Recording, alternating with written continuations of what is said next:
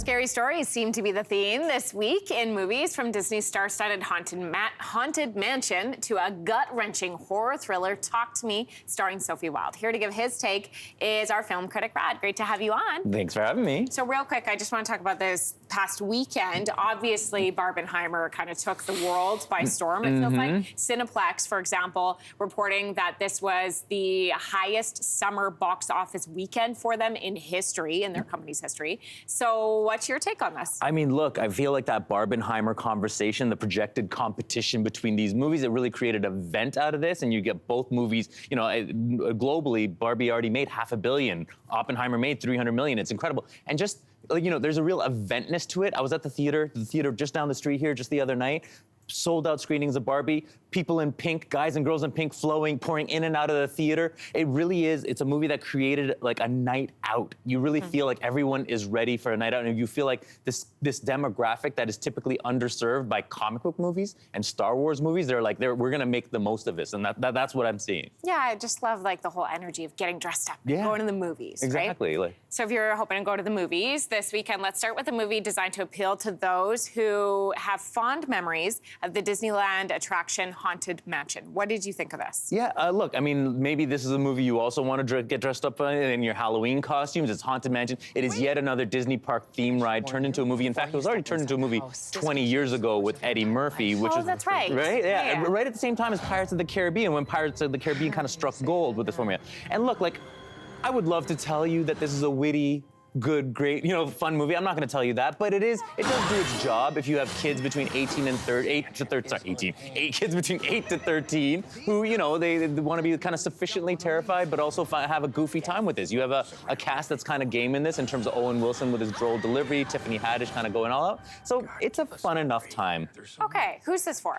I mean, this is for people who love like Goosebumps and Jumanji, the Jumanji reboot, Welcome to the Jungle. Like, if you enjoyed those, it's a family time. You don't have to think too hard. Yeah. You just go and have a time. You just do what you do at the Haunted Mansion ride. For sure. You just sit back and enjoy. Yeah. Okay, we're gonna watch the trailer of Talk to Me, and then I'll get your take. Okay.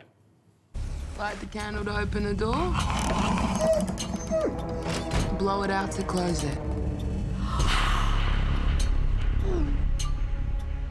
Put your hand on it.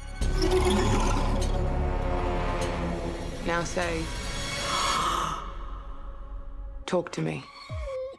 Okay, so what is this one about? So this is like a much more terrifying horror movie. It's actually an Australian film about teens who have a monkey's paw situation where they invite ghost spirits to take over their bodies. It's kind of like, you know, the Tide Pod thing that people were doing on social media. Well, imagine instead of ingesting detergent, you're ingesting spirits. That's the kind of thing that's going on. That's the premise here. This very Gen Z premise, but a Gen Z premise that takes inspiration from the real great classics like Don't Look Now and The Exorcist.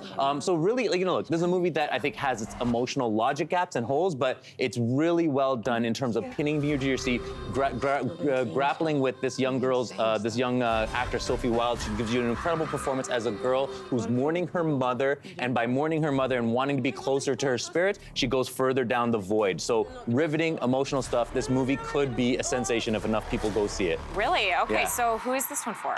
This is for people who love movies like The Ring and Chronicle. The Ring being, you know, that novel twist on the horror movie that really became a sensation. Chronicle having that youthful vibe.